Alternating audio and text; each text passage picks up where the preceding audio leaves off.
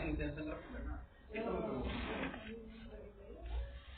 Me importa que había que llenar un espacio. Se puede cerrar medio punto. A ver, se puede obtener. Sí. Ya. Y lo que me preocupa es que de ahora en adelante vamos a empezar a ver inmunidad como tal. ¿Sí? Lo que habíamos visto hasta ahora eran generalidades, cosas muy amplias. Incluso algo que se podría considerar un repaso de los contenidos ya vistos antes, relacionados a células, formación celular, cosas que ustedes ya deberían saber. Y en cuanto a funcionalidad, la dimos muy superficialmente porque se supone que es algo que ustedes ya deberían manejar. No lo hacen, por favor, revisen los libros nuevamente y repasen lo que tengan que ver. Hoy día vamos a comenzar a hablar de inmunidad innata. Pretendo terminar la próxima semana cuando hablemos del conocimiento. Pero hoy día vamos a abarcar ese tema. Ya vamos a hablar de ciertas características, cosas que generales que ya hemos hablado ya de la inmunidad innata para después empezar ya a hablar de los componentes, centrarnos en los receptores de superficie. Vamos a hablar de tres. Cómo funciona este reconocimiento de protógenos y vamos a hablar finalmente de las células NK. Con eso terminamos. ¿Ya? Así que vamos a esperar un poco más el contenido. Lo que hemos conversado hasta ahora, a grosso modo, nos permitiría entender este gráfico, ¿verdad?, en donde se divide la inmunidad en base al tiempo y en base al tipo celular que actúa, y hoy día nos vamos a centrar en esto, haciendo el bypass al complemento. El complemento no lo vamos a estudiar hoy, ¿ya? Pero vamos a repasar de nuevo barreras epiteliales, vamos a hablar de células con capacidad fagocítica y vamos a terminar hablando de las células NK. ¿Ya? Recordar que la inmunidad innata se compone de una parte celular y una parte epitelial, también hay una parte humoral, pero la vamos a ver después. Recordar que es un proceso que es rápido en cuanto a su presentación, a diferencia de la inmunidad adaptativa, que tarda más. ¿Ya? Y que los que participan en esta inmunidad innata, las células, son células muy diferentes a los linfocitos que actúan en la inmunidad adaptativa. Es fácil recordar la de la adaptativa porque son solo dos, los de IgG. Las células NK, que también son linfocitos, lo hacen en la inmunidad innata. El linfocito que actúa en la inmunidad innata. Entonces, para recordar, les dejo este cuadrito que resume los diferentes tipos de células que actúan, pueden ser más, ¿no? Son los más representativos, que actúan en la inmunidad innata. Partiendo con los neutrófilos, que tienen esta capacidad fagocítica. Recuerden que estamos muy ligados con estos tipos celulares a bacterias. ¿Ya? Tienen capacidad también citotóxica. Luego tenemos macrófagos, que la gran característica de los macrófagos es su capacidad fagocítica, la coraje, la célula que mejor representa este tipo de defensa. ¿Cómo se llama la célula que la parte que tiene el macrófago? Esta célula aquí. Luego tenemos las células dendríticas que tiene capacidad fagocítica, tiene que introducir agentes patógenos, pero también su principal característica es que es una célula presentadora de antígenos. Yo diría que es la principal célula presentadora de antígenos, lo cual nos va a permitir unir la inmunidad innata a la inmunidad adaptativa. Y por otro lado vamos a tener las células asesinas naturales o natural killer, que su nombre lo dice, son expertas en matar. Tienen particular importancia en infecciones virales y también en desarrollo de tumores, cáncer. Nuevamente, una comparación, lo vamos a seguir en este cuadro porque mi intención es que esto lo logren integrar. ¿Ya? De todas formas, se los dejo para que lo puedan ir observando. La comparativa que hay entre la inmunidad innata y la adaptativa, y lo ideal es que no solo lean el tiempo de reacción, por ejemplo, sino que logren entender por qué la inmunidad innata es tan rápida y por qué la inmunidad adaptativa es tan lenta en comparación. ¿Ya? ¿Por qué una tiene memoria y la otra no? Esas preguntas tienen que ir haciéndose para lograr entender esto y no solo memorizar, ya, innata es rápida. lo interesante es el por qué. Ok. Vamos con el innata entonces. Ya hemos visto que existe un componente físico, mecánico, químico, microbiológico en cuanto a barreras de la inmunidad innata. ¿Sí? ¿Se acuerdan de una barrera física? La piel, la mucosa. ¿La mecánica? ¿Qué diferencia una barrera física de una mecánica? ¿Se parecen o no? ¿Concepto? ¿Qué sería una barrera mecánica? No me acuerdo. Cuando yo pienso en mecánico, para que les quede claro, piensan en algo que arrastra. Las lágrimas. El flujo, las lágrimas. El la sudor. orina, el sudor, la mucosidad del sistema respiratorio, por ejemplo. ¿Ya? Todo lo que nos permite barrer mecánicamente el contenido que pueda estar adherido a la mucosa. ¿Ya? Son secreciones. Yo creo que en eso se puede ayudarnos. ¿Ya? Las barreras mecánicas las asociamos a secreciones. Barreras químicas, pH, de la piel, muchos correspondieron pH. Lo ideal es que sean específicos. Si dicen pH, tienen que decir de qué. ¿Ya? No tengo que yo interpretar lo que ustedes quieren decir, tengo que evaluar lo que ustedes escriben. Si escriben pH, no sabe qué hacer. Dice pH de la piel, pH gástrico, pH de la orina, pH. Solo no es. ¿Ya? Les digo un por supuesto, pero no es una cosa completa. Y la barrera microbiológica lo asociamos a la microbiota, que no solo está a nivel intestinal, que es la más estudiada, la más caracterizada, pero tenemos microbiotas que recubren toda nuestra superficie corporal.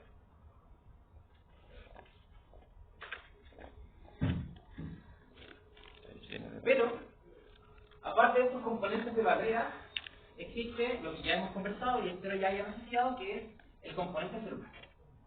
¿Ya?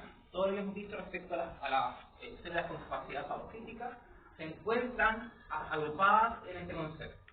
¿Ya? Entonces, cuando hablemos de la inmunidad innata y sus componentes, tenemos que recordar todos los tipos de barreras, tratar de clasificarlos para entender qué rol cumplen en esta defensa innata, y si esta defensa innata, esta barrera epitelial, es superada, vamos a hacer frente con la siguiente barrera, que sería este componente celular. ¿Ya?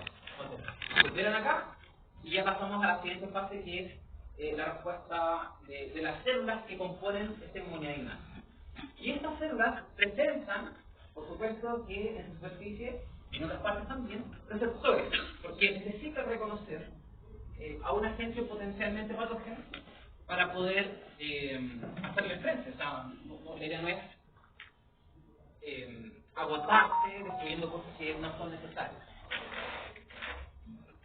Tienen que reconocer lo propio de lo ajeno y tienen que reconocer dentro de ese ajeno elementos que le hagan pensar que ese agente es un patógeno. ¿Ya? Entonces, para eso necesitan receptores específicos.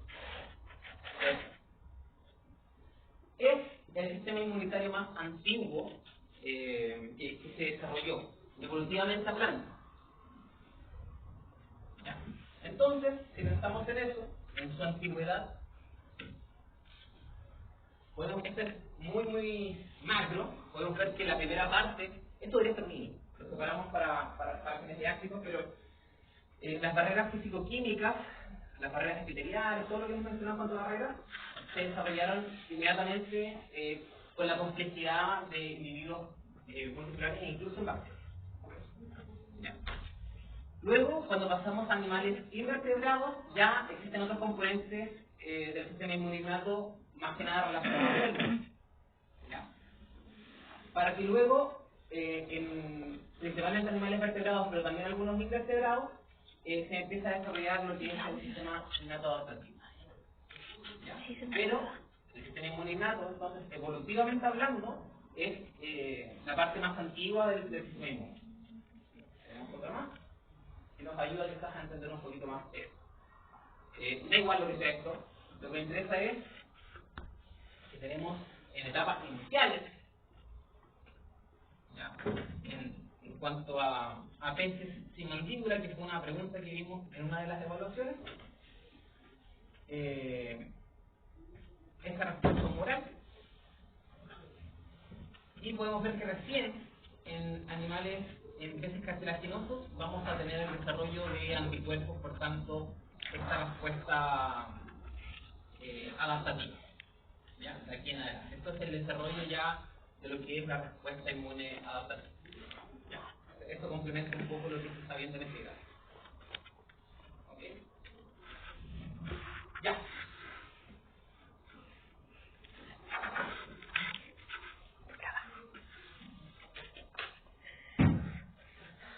Cuando pensamos en piel, pensando en una infección total, tenemos que recordar que la piel, a grosso modo, está dividida en dos partes: la epidermis y la dermis. La epidermis es una capa externa relativamente aislante, compuesta principalmente por células muertas, ¿cierto? Por queratinocitos. ¿Ya? Y esta capa nos permite estar aislados del medio externo de manera bastante eficiente. ¿Sí? En esta capa tenemos relativamente una baja celularidad. ¿Ya? Hay una y otras células inmunes, pero el grueso de estas células inmunes se encuentra en la capa más interna, que es la dermis. ¿Ya? La dermis está constituida principalmente por tejidos conectivos. Tenemos una gran inervación sanguínea, tenemos también presencia de vasos linfáticos, y es por eso que es más fácil el tránsito de células inflamatorias en esta zona. ¿Ya? Es en esta zona donde entonces vamos a esperar encontrar un mayor contingente celular. ¿Ok?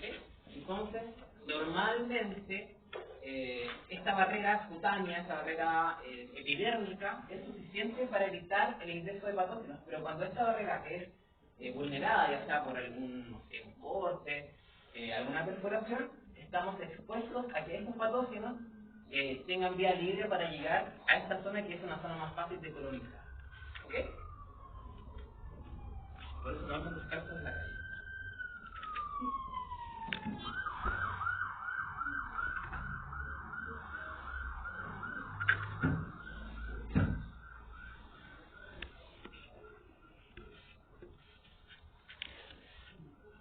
¿Qué tenemos acá? Ya me acuerdo. La piel no es solo una barrera física, inerte, pasiva, ¿ya? Sino que, como ya hemos conversado, existen ciertas moléculas en esta superficie que permiten evitar la colonización bacteriana. No es solamente, no ocurre esta colonización porque tenemos los queratinocitos muertos y es una barrera compleja de colonización, sino que existen diferentes moléculas en esta superficie. Se mencionan algunos péptidos, el origen, y el tejido en el cual lo puedes encontrar, siendo la la piel, ¿ya? Que tienen roles específicos para regular la colonización bacteriana. ¿Ya? Es un experimento muy bonito, sencillo, de buscar a una persona con dos dedos, en uno ponerle una gran cantidad de Escherichia coli y en la otra ponerle salmonella. Y esto lo dejaron ahí como por media hora y luego hicieron un cultivo con los dedos de esta persona, los puso sobre una placa PET y observaron qué pasaba en este cultivo. Salmonella proliferó y había grandes cantidades de ella, pero Escherichia coli no se desarrolló. De hecho, no había nada. ¿Ya? Y esa era una de las dudas antiguamente, que se hace un experimento como de los 80, 90 años sencillo, de por qué coli no coloniza la piel humana. Y es porque tenemos ciertos péptidos específicos para inhibir su proliferación. ¿Ya? Entonces tenemos una gran variedad de péptidos en superficie cutánea específicos para inhibir la proliferación de ciertas bacterias, ciertos patógenos que son comunes en el ambiente. ¿Ok? No creo que saben nada selectado, solamente un tema conceptual.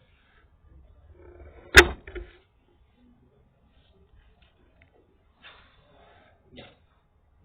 Tenemos ahí diferentes tejidos, ¿verdad? La piel, tenemos boca, el digestivo en general desglosado, y las vías respiratorias, que son sitios comunes o de fácil ingreso o de choque, si quieren, para interactuar con microorganismos ambientales.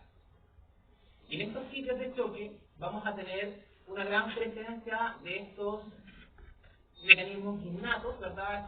Estas sustancias convertidas, que van a intentar evitar la colonización de agentes patológicos o el ingreso de agentes patológicos. Entonces, esta tabla lo que viene a hacer es resumir un poco los principales mecanismos que existen en cada uno de estos sitios para que esto no suceda. ¿Ya? Por ejemplo, la vía respiratoria, una cosa bien característica es la presencia de este grupo. También el movimiento ciliar que existe en este tejido, que permite la expulsión del moco con todo lo que pueda estar conteniendo, ¿ya? Los reflejos de todos, y bueno, la gran presencia de macrófagos que hay en ese sitio, ¿ya? Y así con cada uno de estos. Esto sí es interesante que lo sepan.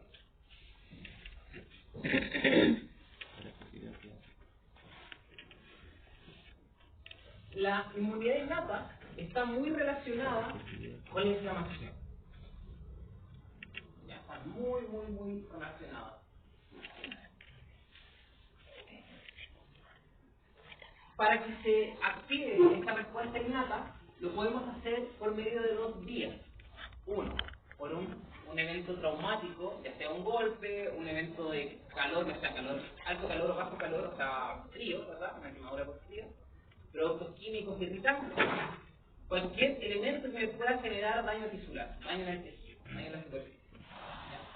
Otra opción es que yo haya sido colonizado por una bacteria, suponiendo que, no sé, ingerí un alimento con algún estado de descomposición alto que me generó una gran cantidad de bacterias que pudieron colonizar alguna parte de mi digestivo, por ejemplo. ¿Ya? Cualquiera de estas dos va a activar a las células centinelas, ¿ya? Y lo va a activar por medio de señales químicas. En el caso de la invasión microbiana o de patógenos en general, lo va a hacer por unos marcadores celulares que se denominan PAM. Esto ya lo hemos mencionado antes, ¿se acuerdan? ¿Qué era un PAM? ¿Estudiantes? ¿Qué es un PAM? Es un bicho.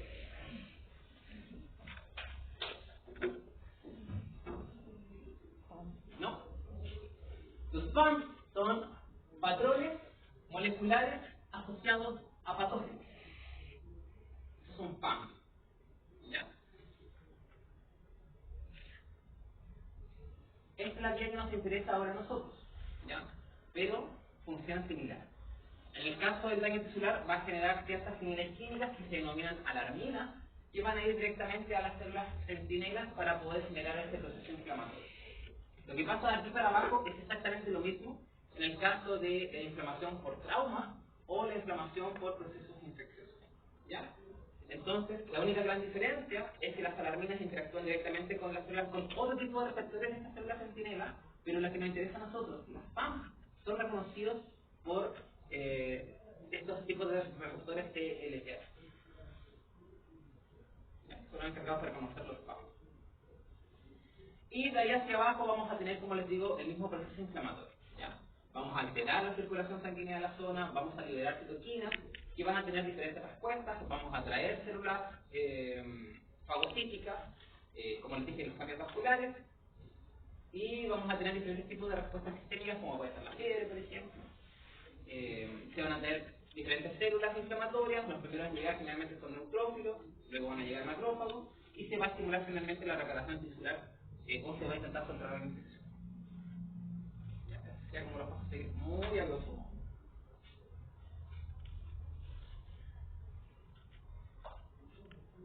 Entonces, ¿cómo ocurre este reconocimiento? Si es fundamental que los TLR reconozcan los PAM. Pero ¿cómo? ¿Qué son los TLR? ¿Qué son los PAM?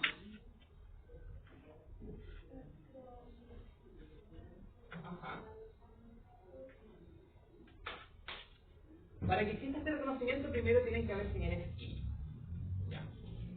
Estas pueden ser las alarminas, en el caso del daño tisular, o puede ser este reconocimiento de PAM en el caso de las infecciones por microorganismos. Ojo, no son exclusivos de bacterias. Los PAM son patrones que existen en bacterias, que existen en virus, que existen en hongos, que existen en parásitos.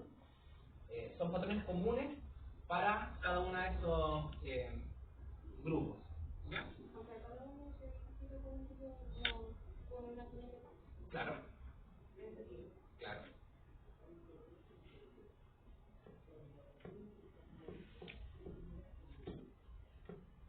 Y estos van a ser reconocidos por las células centinela. Vamos a hablar mucho de las células centinela en esta clase y probablemente en el transcurso de la asignatura. Las células centinela típicamente son macrófagos, las células dendríticas y los mastocitos. Estas son nuestras células centinela estándar. Y van a presentar estas células en su superficie receptores que son de tipo no específico. No quiero que se confundan. Cuando me refiero a receptores no específicos, me refiero a que no le interesa reconocer que esa bacteria se llama Escherichia coli. Lo que le interesa es saber que eso es una bacteria. ¿Ya? ¿Qué tipo de bacteria no le interesa? Le interesa reconocer que está siendo infectado por un hongo. ¿Le interesa saber qué hongo? No, solo reconocer que es un hongo y que como es un hongo es un patógeno tengo que matar.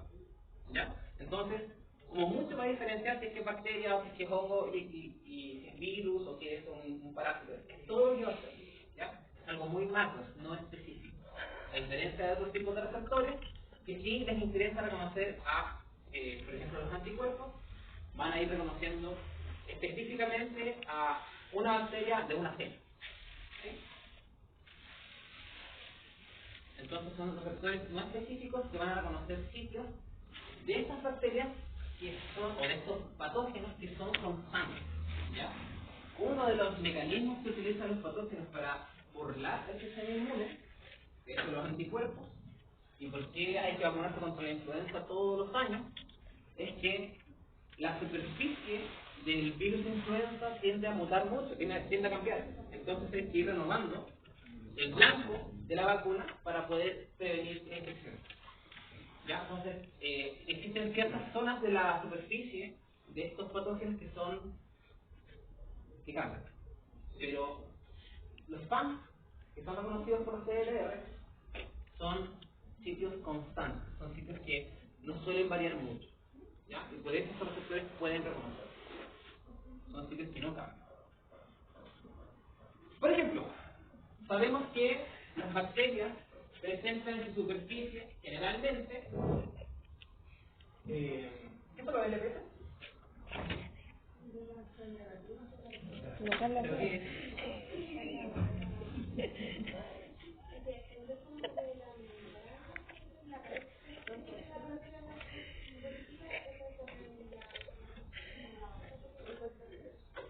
Entendemos que una superficie, toxinas, podrían algunas funcionar como toxinas, pero algo que las agrupe más. ¿O qué significa LPS? ¿Qué significa LPS? ¿LPS? ¿Ah? Sí. ¿Ya? Lipopolisacáridos. ¿Ya? Los LPS son lipopolisacáridos y son comunes a las bacterias, ¿ya? Predominantemente en gram negativas, pero las gran posibilidades igual pueden tener. Eso les parece. ¿Ya? Pero déjenme explicar como gram negativas. Entonces las gram negativas en su mayoría van a tener unas buenas cantidades de LPS en su superficie. Eso varía, da igual qué tipo de LPS es, mientras sea LPS va a ser reconocido por los TLR, por los receptores que manejan los nombres. ¿Ya? TLR son los receptores, los PAM son, en este caso, lo que es reconocido.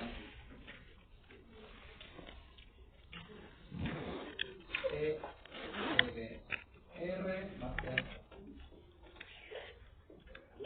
receptor, los PAM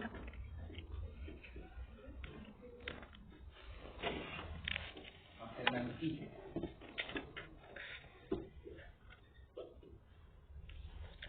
Y en este caso, el antígeno podría ser perfectamente LPS. ¿Ya? Por supuesto que este LPS, cómo se constituye, varía entre bacteria y bacteria. Pero mientras tenga LPS va a ser reconocido por los TLR. Otra cosa que podría ser reconocido es el peptidoglicano, ¿ya? Constitutivo de la barrera celular, de la pared celular. Y Mientras tenga pared celular, igual cómo esté conformado, mientras tenga pared celular, puede ser reconocido por los TLR. ¿Ya? Entonces, esta cuestión reconoce, los TLR, reconoce estructuras que son constantes. ¿Ya? El flagelo, si bien no todas las bacterias tienen flagelo, las que tienen, puede reconocer una estructura, particularmente la flagelina.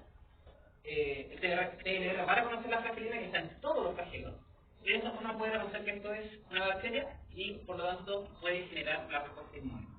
¿Ya? ¿De qué me serviría reconocer el ADN de la bacteria que está tan adentro?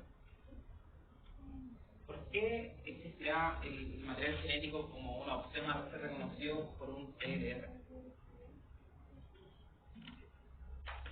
Para ver qué tipo de TLR necesita para poder matarlo. Ok, pero todo lo que menciono acá son antígenos. Ok. ¿Ya? ¿Por qué yo debería tener receptores contra DNA bacteriano si el DNA bacteriano no está expuesto en la superficie? Esa es mi pregunta. No metan la innato acá. Ya, olvídense de lo innato. Estamos hablando solamente, perdón, olvídense de lo adaptativo. Estamos solamente con lo innato. Ya, piensen en lo innato. ¿Por qué me interesaría? Es un muy buen punto que ustedes dicen y probablemente tiene sentido. Pero en relación a los TLR no.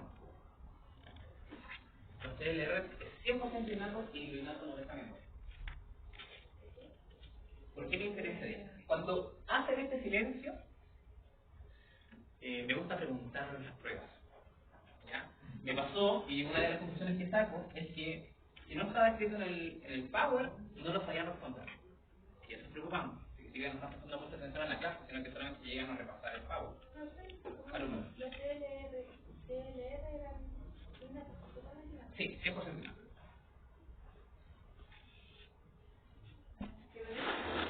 No deja memoria. ¿Alguna idea?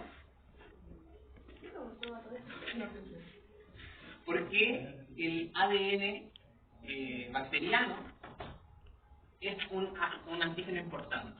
¿Por qué me interesaría a mí, como célula, reconocer el ADN bacteriano si sabemos todos que el ADN está en la parte más interna de las células y en este caso de la bacteria?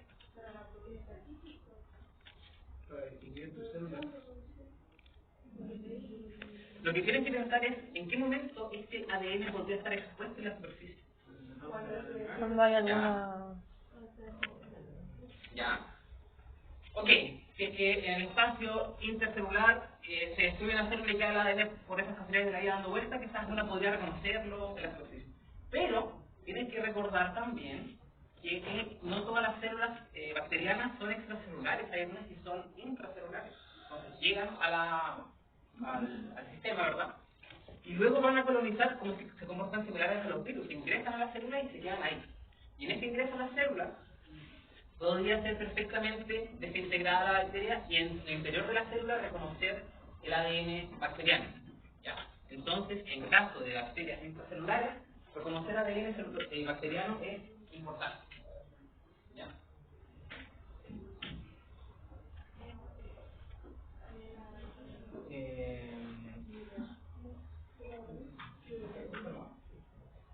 Ya. Dentro de los TLR tenemos diferentes tipos de receptores.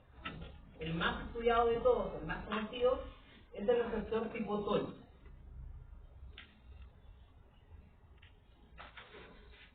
¿Ya? Pero no es el único. Los receptores tipo TOL se van a encontrar tanto en la superficie celular como al interior de la célula.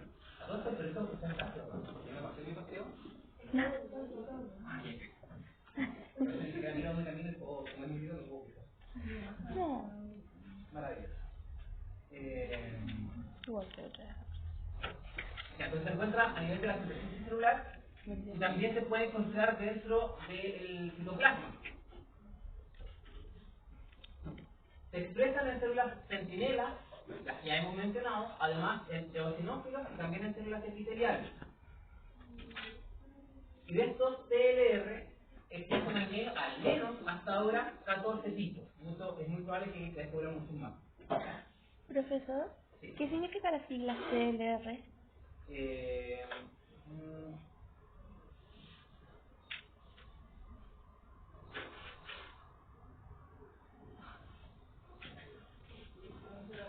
Vamos a preguntarle la prueba, profe.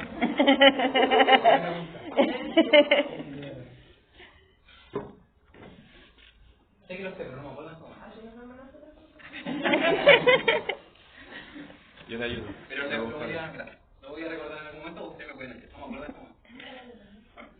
De estos, ya, existen 14 TLR.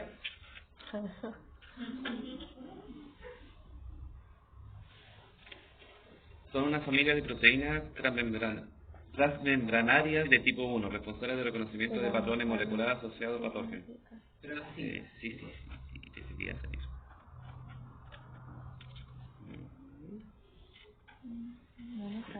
Acá muy un error. Existen 14 tipos de receptores tipo TOL. Toll-like receptor. Ah, ya, ahí está. El TLR, la sigla en inglés. Existen 14 tipos de TLR o receptores tipo TOL. receptores tipo TOL. Ya. Y dentro de los 14, el tipo 1 es uno bien particular porque se encuentra particularmente muy concentrado en el tracto urinario. Es una excepción del resto de los TLR. Dentro de los diferentes... ¿Estos se encontraban en el citoplasma y ADN? ¿Citoplasma ahí? ¿ADN? No. ¿Adena? ADN. ADN, no. Se encuentra los receptores tipo TOL. Y esta es tu célula. Vean, está nuevo. No raya. Vas a tener receptores tipo TOL a nivel de la superficie celular porque te interesa reconocer lo que hay en tu medio, y vas a tener también en vesículas internas receptores tipo TOL hacia adentro y hacia afuera. ¿Ya? En el citoplasma y en la membrana celular.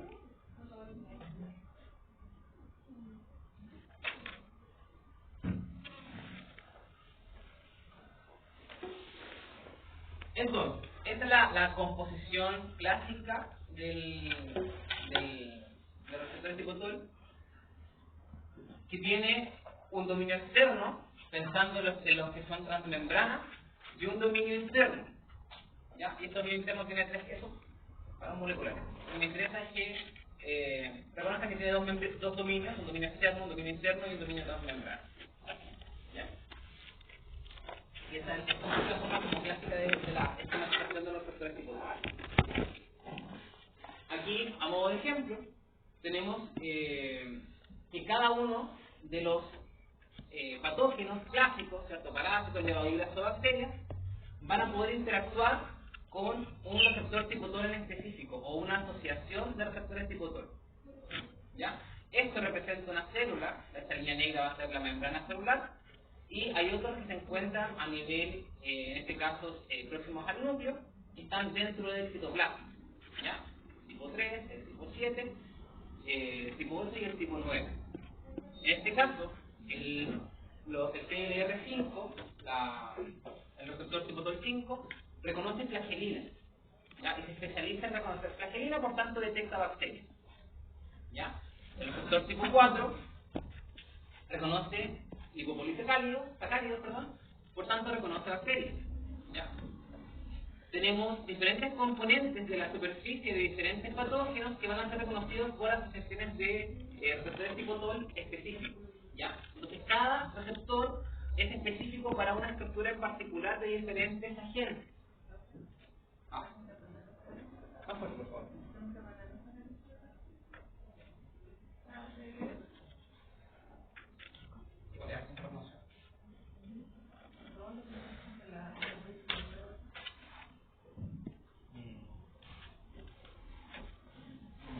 ¿Cuál es el mariposa?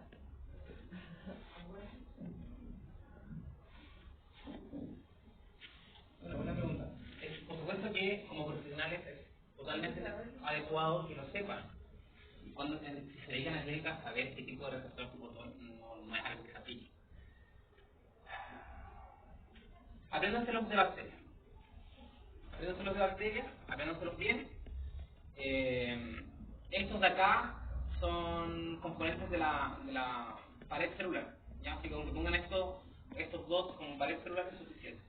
¿Ya? No es que se sepan tan específico. Esto es LPS, esto es fragilina.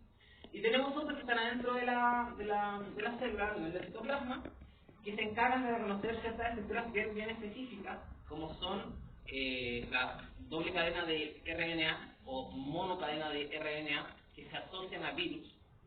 ¿Ya? Y en el caso del CDR9 se encarga de reconocer el material genético de bacterias. ¿Ya? Tenemos estos internos que reconocen virus y también tenemos uno interno que reconoce bacterias. El interno de bacterias igual es preguntable. Todo lo de bacterias.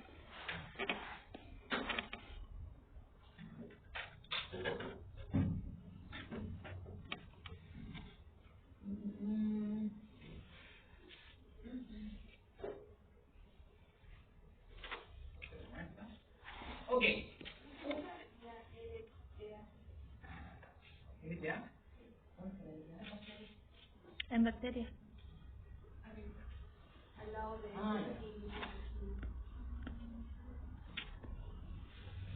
No me acuerdo.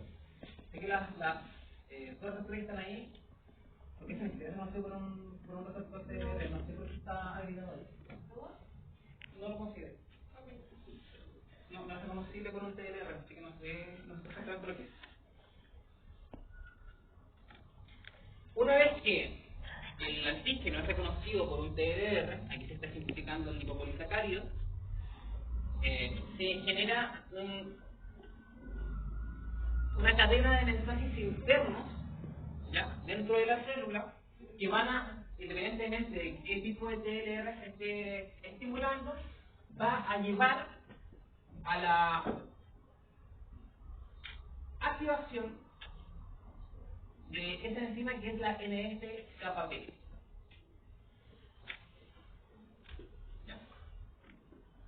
Esto es el factor nuclear κB, y ese factor nuclear lo que va a hacer es estimular la transcripción de ciertos genes. Lo que yo quiero como célula es dar una señal de alarma, soy una célula centinela. ¿Sí? Entonces, mi labor es estar avisando constantemente cuando se presenta un patógeno. ¿Se acuerdan de Tecnomulan? La de monito. Sí. ¿Se acuerdan cuando llegaron los unos y prendieron una antorcha en la gran muralla? Eso es lo que hace esta célula. Aguanta, dice. La señal de alarma, la gran antorcha de la muralla china, es lo que se produce luego de esto. ¿Ya? Este factor nuclear κB va a ir al ADN, por eso se pone como encima del ADN, se grafica, para que se pueda...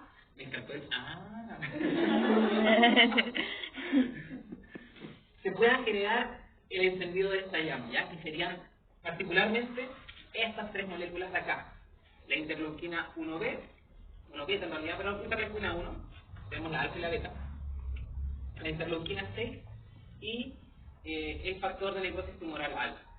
¿Ya? Entonces, recapitulando, se reconoce el antígeno por un TLR, se generan procesamientos internos, dependiendo del tipo de TLR que se haya activado, pero independientemente de cuál, vamos a llegar todos al factor nuclear κB. Este factor nuclear va a ir al ADN, va a estimular la expresión de ciertos genes. ¿Ya? Recuerden cómo se expresan las proteínas, el tema de la transcripción, tienen que recordar eso, para que se terminen expresando estos, finalmente estas interleuquinas, ¿ya?, que inicialmente se transcriben como prointerleuquinas, son unos tipos de interleuquinas inactivas aún, que son activadas por esta molécula que se llama caspasa. Ya la caspasa, que también se expresa gracias a esto, va a regular que estas interleuquinas se activen y sean liberadas al exterior. ¿Ya? ¿Lo digo de nuevo? Sí, profe. Se reconoce el antígeno por un TLR, generan mensajeros secundarios que van a ir a parar finalmente al factor nuclear κB.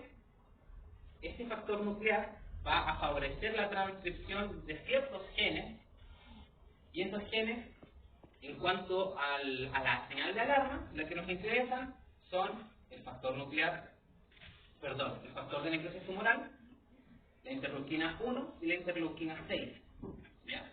Pero cuando estos interleuquinas son transcritas, se transcriben en un estado inactivo, ¿ya? Que se conoce como pro-factor de necrosis tumoral, pro-interleuquina B, pro-interleuquina 6. ¿Ya? Estos pro-interleuquinas son activados por la caspasa. La caspasa se encarga de cortarle alguna estructura y de esa forma quedan activados y son liberados al medio para generar las funciones de la TER. ¿Ok? ¿Dudas hasta ahí? No.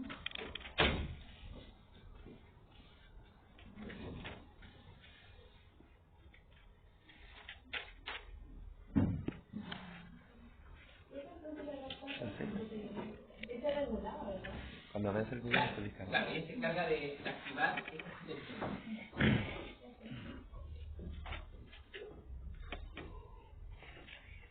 Esto con los TLR.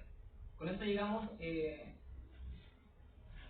con respecto al reconocimiento por medio de TLR.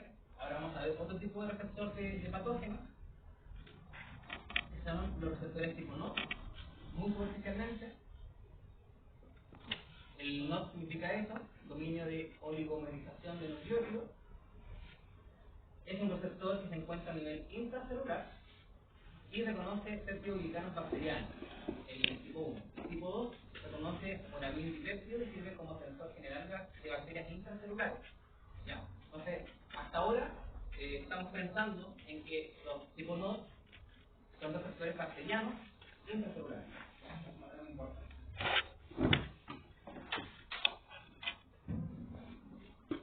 Ambas proteínas NOT actúan generando este factor nuclear kappa. Entonces llegamos al mismo cuerpo. ¿Ya? Esto como los NOT. Existen otros receptores como los RING. Es un receptor citoplasmático y es estimulado o es expresado para reconocer virus.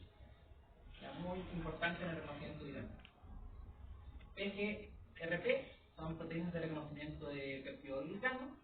Se unen a estos, que son por supuesto de bacterias, e inducen la producción de péptidos antimicrobianos como la ceftazidina.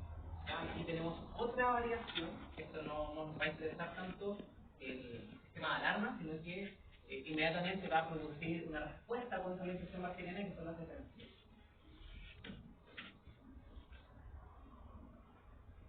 Entonces, los diferentes tipos de receptores que hemos mencionado se van a expresar fuertemente en las células centinelas. ¿Se acuerdan cuáles son las células centinelas?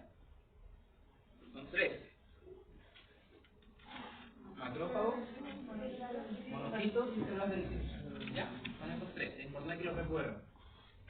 Ellos van a expresar estos tipos de receptores para, como son la primera línea luego de la barrera epiteliales, van a ser los primeros en interactuar con estos patógenos. Por tanto es importante que reconozcan a estos agentes y puedan responder, y no solo intentar controlarlo ellos, sino que llamen a más células para poder hacerles frente.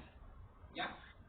Entonces, recuerden esta imagen, recuerden la piel, si esta barrera es vulnerada, ellos van a ser los que finalmente van a hacer frente inicialmente a la infección y también van a favorecer la llegada de más células inflamatorias a la zona.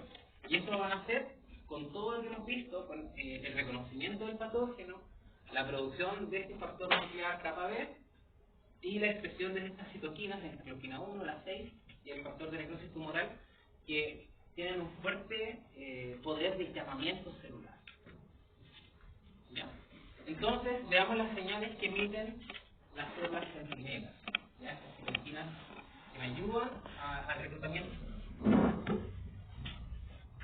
Entonces tenemos la interleuquina. Una vez que se reconoce la agente, podemos expresar, las células centinelas pueden expresar un gran número de citoquinas, siendo las más importantes las que se mencionan ahí: la 1, la 6, la 12, la 18 y el factor de necrosis tumoral A.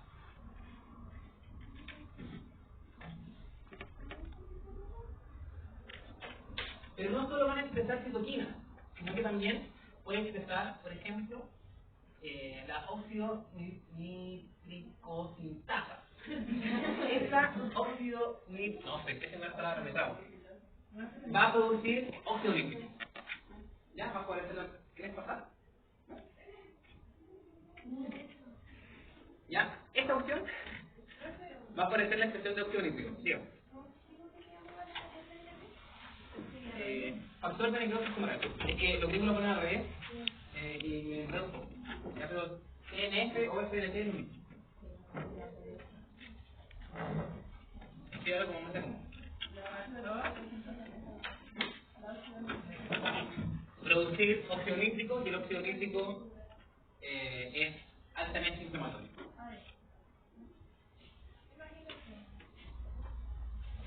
Se puede producir ciclooxigenasa. ¿Le suena la ciclooxigenasa?